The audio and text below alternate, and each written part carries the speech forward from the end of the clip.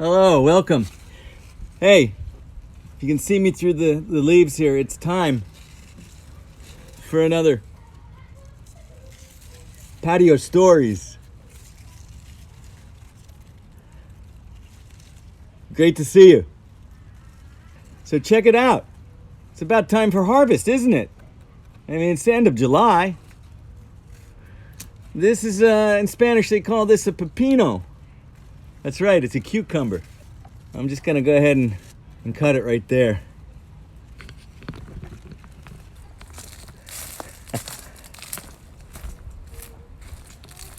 Pretty cool, huh? Yeah.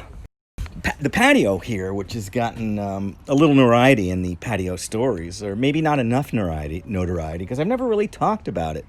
Normally at this time of year, it's July, right? I'd be wandering some part of the world on my motorcycle. But what I'd like to say, I'll start off with, these are Persian cucumbers, pepino in Spanish, and anyway,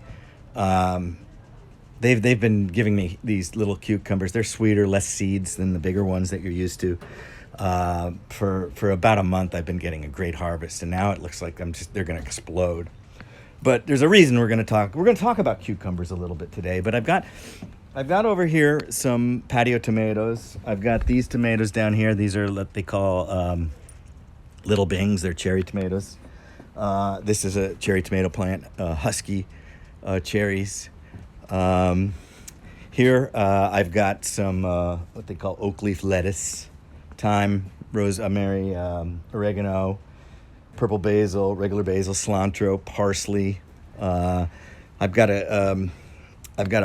trying. I've never done this before. I never grew cucumbers before because I'm not around in the summer. I'm not a farmer. I'm not a gardener. In fact, I got no green thumb at all. But here, let's get down because I want to share. We're gonna get into the stories. Let's get into the stories. I got a major story to talk about. That's all gonna relate here, I think. So. Let's get down here. Let's get more comfortable. Or social distance. I don't need my mask. I don't need that. I'm going to throw on the specs for a minute just to see who's joining us. Rosindos. Hello. Tucker. And Apcopes. I wish I knew your first names. I could tell you that. You know, I'm feeling right now, it might be time for another. Did you see the patio story where I actually did the haircut out here? Well, I'm feeling like I need, even though I don't have hair, there's, I don't want the bozo look here, so I've got to take care of this. But we're in California, all the salons, everybody got shut down again. Restaurants. I went to a Starbucks today. You could order something, but you couldn't stay inside. And they had very markings and directions on the floor. It was crazy stuff, but that's what we're dealing with here in California. Crazy spikes in the count. A couple things I wanted to talk about. We're talking about the garden, which is just a patio garden, and today's harvest, which you saw. I just clipped this, but some of these tomatoes are starting to look good. I particularly love these little cherry guys, and I love the little sweet Persian cucumbers. And two quick updates before I tell you why we're going to talk about tomatoes and cucumbers and a little bit about the cilantro and parsley. But update on the vertigo incident. If you also maybe watched one of these previous episodes, either on my Journeys webcast or on the what do you call it? The Patio Stories here, right here, is I had this incident about a month ago where late at night, everything started spinning around. By the way, the rosé I'm pouring today, you're going to like this. Look at that color. I had this little incident. It's called Love You Bunches. This is actually from a fresh line of wines produced by a Santa Barbara, Santa Maria area producer here in California called Stolpman Vineyards. They have a vast vineyard, so they sell their fruit to other winemakers, but this is their own, and it's a perfect day here in San Diego to crack open a wine and toast to you. So cheers to Happy Saturday and another episode of Patio Stories. So anyway, the Vertigo episode, what turned out to be vertigo, everything started spinning. I spent a night in the hospital. I documented and told that story over and over again on Journey's webcast and in earlier Patio Stories. And even there's a video of me riding this Epley chair, which is supposed to diagnose what's going on in the ear canals that cause this thing. I'm still not right. I won't get on my motorcycle anytime soon. It's still dizzy feeling. The doctor has put me back on some steroids, some stronger steroids. He's put me back on the antiviral, and I'm to go back in about 3 weeks, which he says I should be cured. It's going to go away, he says. But there's some exercises I've got to do. After I do this story, I'm going to take a nice long walk. And when I walk, I have to do these head exercises. It'll all be very good. But anyway, back to the story. So harvest today, cucumbers and tomatoes from my patio. I'm so excited. This is really cool. I'm running low on battery, so hopefully we can get through this. Anyway, there's a reason. I want to tell you, I was several years ago, before the war in Syria, I was on my motorcycle traveling from Jordan to Israel and then to Syria. But for the months before that, as I traveled through Africa, people again and again told me, when I told them I was planning on going to Syria, they said, no, you'll never be able to get in. They won't give you a visa at the border. They say it's impossible to get a visa at a land border. You have to get it in your own country before going there. Now, this is about a year before all hell broke loose there in Syria. And when people tell me that it's impossible or you can't do it, it's not usually a good thing, by the way, because I like to be challenged. And I see problems as opportunities, and I want to solve them. So I decided just to take a chance, risk it. If it didn't work, I couldn't go into Syria. I'd have to turn around, go back, Jordan, over the Sea of Aqaba, back to Egypt, to Sinai, and who knows what I was going to do. But I got there, and when I walked up to there's a lot of trucks coming into this border, by the way. So it's a land border. It's very close to Iraq, Saudi Arabia, obviously I'm coming in Jordan, and here's Syria. And I park the bike, there's lots of trucks and, people milling about. It's a hustle bustle, it's dusty. And I go to the window, and there's a guy. He's a kind of a mean looking guy. He's got a scar down his face right here. And when I hand him my passport, the US passport, and my motorcycle documents, he mumbles something. I don't speak, I speak a few words of Arabic. Salam, I say, and inshallah, this kind of thing. So anyway, I explained to him the best words I can, I want to come in. And he mumbles the stuff. And then he writes something down on a little strip of paper about this big, and he slides it under the window. I'm talking behind glass. This is before socially distanced stuff, but this is a police border control facility. And he shoves this little piece of paper back, and it's got the website for the Syrian consulate or embassy in Washington, D.C. He says, you got to get your visa from there, in so many words. And I said, what? I'm here. Washington, D.C. is 10,000 miles away or whatever. And he says, shakes his head and tells me aside because there's a line building behind me. I try to stop there, and finally he just taps on the window and points that way. So at this point I'm a bit irritated. I don't know what to do, but I refuse to leave. So my motorcycle's parked right in front of the building. I decide, as it's mid-afternoon, it's not nighttime yet, I decide that I'm going to camp out there. This is where I'm staying for the evening. So I take out my tent, set it up there, off so I'm not blocking the path of people coming in and out of the border for their visas and documents. And I wait until the shift changes.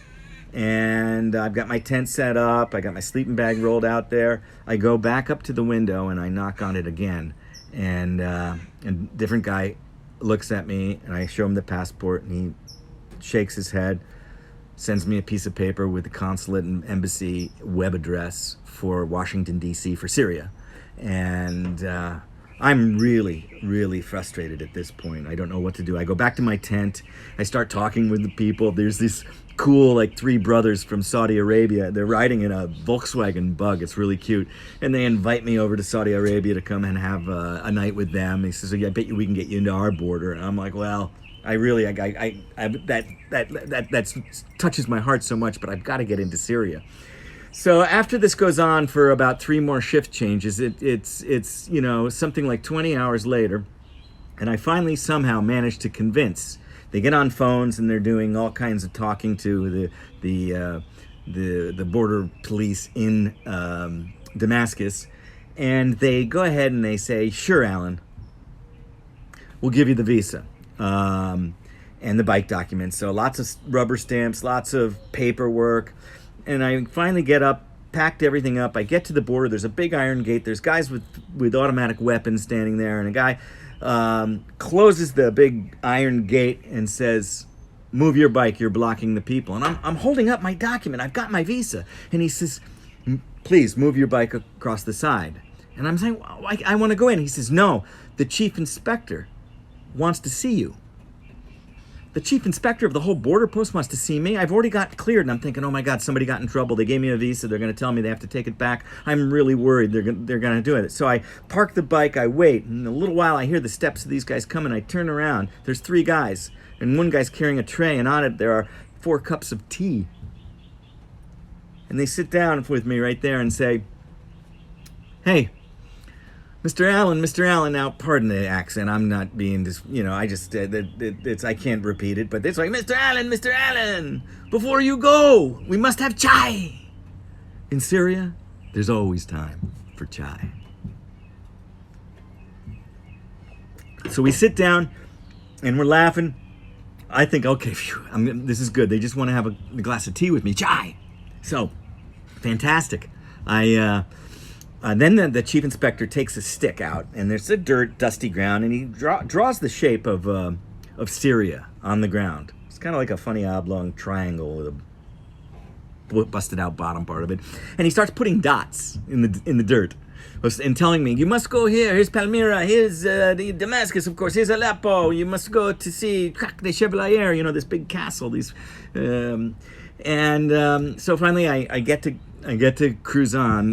The guards lift up that big iron gate, and I wave goodbye to my new friends, and I head on. And at that moment, I realize I'm out of gas, and I still have, Syria's a short, small country. You border to border, 3, 4, 5 hours. I don't know, and.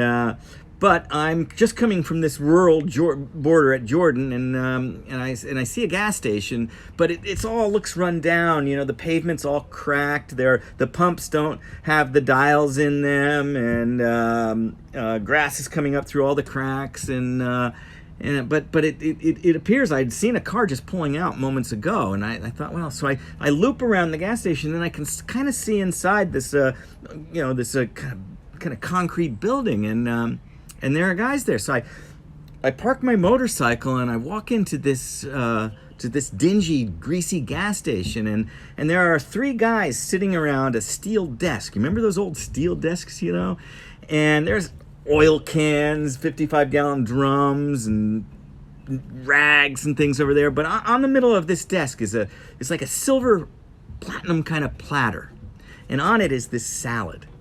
And this salad has got cucumbers, tomatoes, parsley, cilantro. It's got little herbs, and then there's a plate of flatbread, like pita bread, flatbread. And the men look at me and they smile, and one guy speaks a little English. He says, "Oh, mister, where are you from?" And I tell him I'm from California, America. He says, "Oh," and he says, "Where are you going?" I said, "I'm going to Damascus." He says, "Oh, Damascus is long, long way. You need nutrition. You sit down right now, right here at this chair. There's a chair there. Sit down. You need some food. Have some. Join us for lunch here." And I'm like, "What about gas?" He says, "Don't worry. We have some gas." So I sit down at this table, and we're sharing this salad from one big platter, and we use the pita to kind of scoop it up and eat it. And I eat a couple bites, and then he says, well, I got to get some gas. He says, no, you are hungry. And he pushes the plate of pitas towards me and says, have some more. It's fresh, it's curved. Right across the street is a plantation of something, and I'm thinking most of the vegetables and the herbs I'm eating are coming from right there. You're hungry, you couldn't have some more. Pushes the plate. And they're laughing, and the one man is very impressed because the other two guys don't speak any English, but he's speaking English with me and asking me about where I'm from, my country. Very curious. And then finally, when they're wherever full, and obviously I've got enough nutrition, I've got enough energy to get to go to Damascus, they fill up my tank. And the way they do it, they kind of have to pour liter by liter into the tank. So that's how you figure out how much it's going to cost. Except when I try to pay, they say, no, you are my friend, you are my guest. You do not pay today. It's very inexpensive fuel in Syria anyway, but I still don't feel comfortable about taking a gift and like this, and I try to pay them, and no matter what I do, even the other men are shaking their heads. No, they've all walked out of the gas station. They're sitting standing by my motorcycle, looking at all the flags, and then of course making sure, when you get Syrian flag on here soon, right? I eventually did get that Syrian flag on that bike. So this is at a time. Sadly, I think about I spent a good week or 10 days in Syria. I loved it. I loved the people. I loved the hospitality. It was so much steeped in history. This is along that Silk Road. Very, very happy to have such experience. And when I think about the Syrian people now, the war, the devastation, the rubble of old, beautiful places, it just tears at my heart. I hope that times are challenged everywhere. I can't imagine. I wonder where these men are today. I wonder if that gas station is there, or if that pavement is turned into dirt, or it kills me. But I can say this, I'm happy I was able to get to Syria. Giankevo, Steve, great to see you. Great to see you guys. Thanks for tuning in. I've been talking about my amazing and very warm experience with the people of Syria, and how in a wild, remote gas station that I was served one of the most freshest, tastiest salads. And that salad, by the way, it's a fattoush salad. It's a very traditional Middle Eastern salad, is featured in my book Forks, and I tell the story a little bit in my book Forks, which of course has recipes from all of the 35 countries I did on that particular journey, 3-year journey. So that recipe is there. Of course, there was feta cheese. Yeah, I forgot to mention the feta cheese. Oh my God. So that's what I'm going to do tonight with my harvest here. Is I must make this salad. I change it up. I mix it up. I must make it 2-3 days a week, and I think I'll be making it more because now I'm going to be overloaded with tomatoes and cucumbers, and the parsley grows pretty quickly. But yeah, so that's my Syrian thing. Check out the recipe, Steve, for sure. And Rodrillo, nice to have you. Great for seeing you. Yes, Syria was fantastic, and this is such an easy salad to make. You can mix it up, like I said. I like using these little Persian cucumbers because they are have less seeds, and they're sweeter. And although the gentleman that served me this salad and also gave me a free tank of gas for my motorcycle, and wouldn't take money for it, they were all Muslim, and we had tea. They weren't drinking wine, but I say you can have wine, you can have tea, you can have beer, you can have kombucha, whatever you want there. Awesome. We got, let's see, Andre. Hey, good to see you again, man. How's it hanging down in Tucson?